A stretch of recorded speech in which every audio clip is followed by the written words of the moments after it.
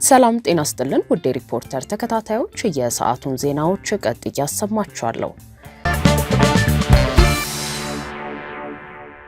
የኢትዮጵያ የውጭ ጉዳይ ሚኒስትሩ ዶክተር ጌዲዮን ጢሞቴዎስ በኢትዮጵያና በኤርትራ መካከል ያለውን ስር የሰደደ የእርስ በርስ ግጭት ለመፍታት ተመራጭና ዘላቂ መፍትሄ ነው ያሉትን ምክረ ሀሳብ አቅርበዋል። ለኢትዮ ኤርትራ ጎርባጣ ታሪካዊ ግንኙነትና ስር የሰደደ ግጭት ቁልፍና ዘላቂ መፍትሄ ይሆናል ብለው ያቀረቡትን በሁለቱ ሀገራት መካከል ሰፋ ያለ የኢኮኖሚ ውህደት እንዲፈጠር ማድረግን ነው።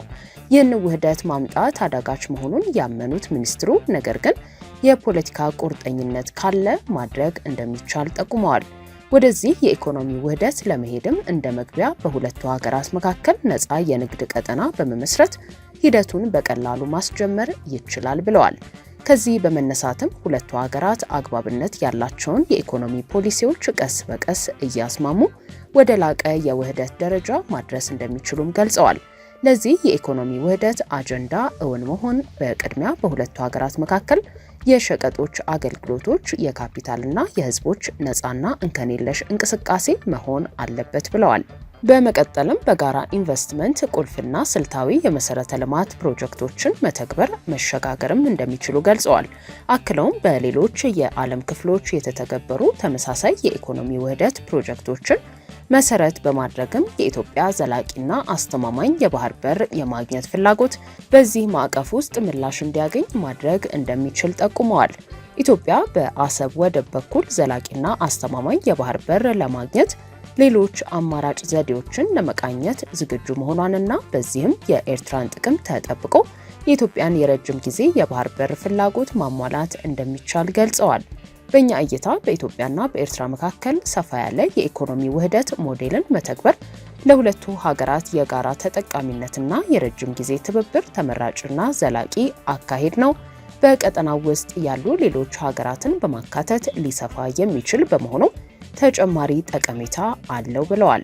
ይህ ፕሮጀክት ቀላል ባይሆንም በሁለቱ ሀገሮች መካከል የቆየውን የረጅም ጊዜ የእርስ በርስ ግጭት ለመቅረፍ እንዲሁም ለረጅም ጊዜ የጋራ ብልጽግናና ደህንነት መሰረት የሚጥል ሞዴል በመሆኑ የግድ አስፈላጊ ነው ብለዋል።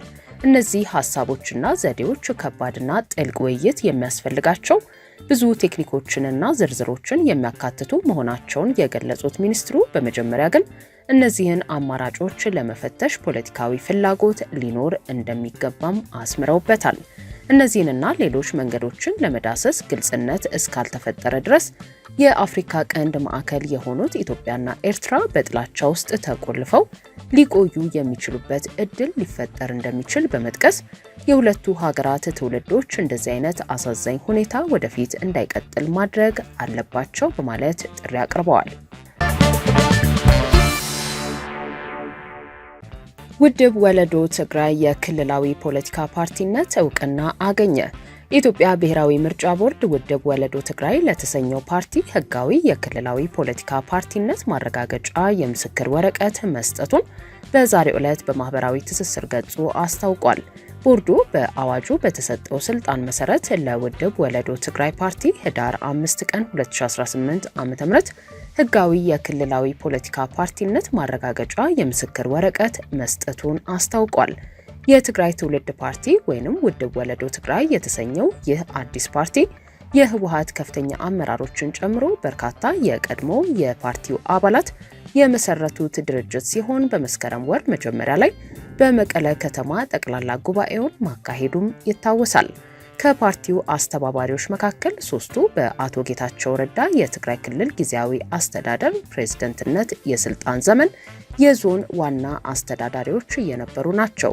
አቶ ጉዕሽ ግደይ የማዕከላዊ ዞን ዋና አስተዳዳሪ የነበሩ ሲሆን አቶ ተክላይ ፍቃዱ ደግሞ ሰሜን ምዕራብ ዞንን እንዲመሩ በቀድሞ የጊዜያዊ አስተዳደሩ ፕሬዝዳንት ተሹመው ነበር። ሌላኛው አስተባባሪ አቶ ሰለሞን ትኩእም በተመሳሳይ የትግራይ ክልል ምስራቅ ዞን ዋና አስተዳዳሪ ነበሩ። የህወሓት አባልና አመራር የነበሩት ሶስቱ አስተባባሪዎች ከፓርቲው የወጡት በአመራሮቹ መካከል የተፈጠረውን መከፋፈል ተከትሎ ነው። በወቅቱ የነበረውን መካረር ተከትሎ የጊዜያዊ አስተዳደሩ የቀድሞ ፕሬዝዳንት አቶ ጌታቸው ረዳን ተከትለው ወደ አዲስ አበባ ከተማ ካመሩት አመራሮች መካከል መሆናቸው ይታወቃል።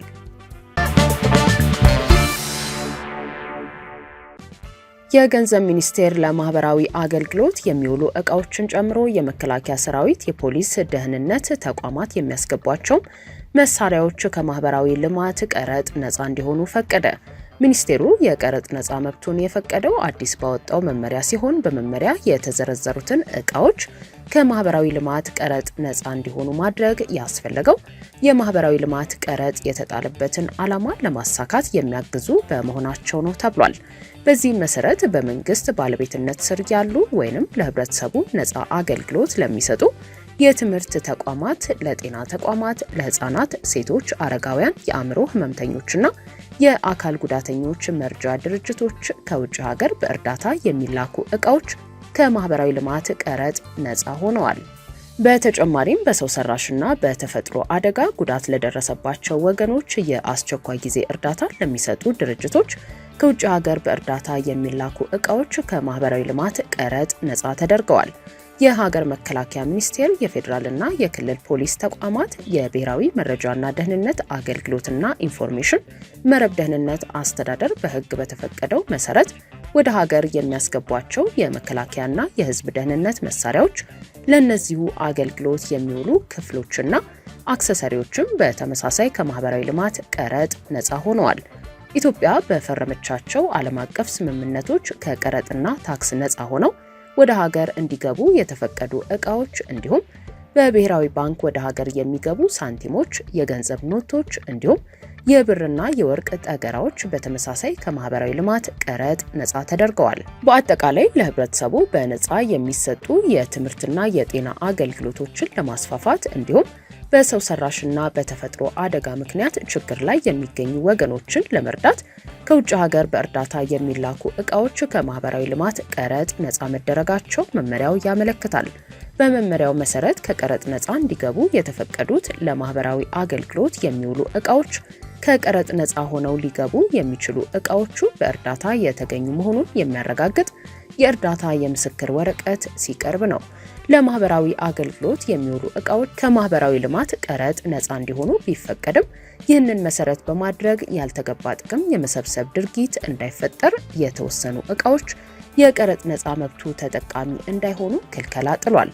ክልከላ የተጣለባቸው ዕቃዎች ተብለው በመመሪያው የተጠቀሱት ከ8 መቀመጫ በታች ያላቸው አውቶሞቢሎችና የነዚህ መለዋወጫዎች ባለ 1 ወይም ባለ 2 ጋቢና ፒካፕና የነዚህ ተሽከርካሪዎች መለዋወጫዎች እንዲሁም ለቢሮ አገልግሎት የሚውሉ ዕቃዎችና መሳሪያዎች ናቸው።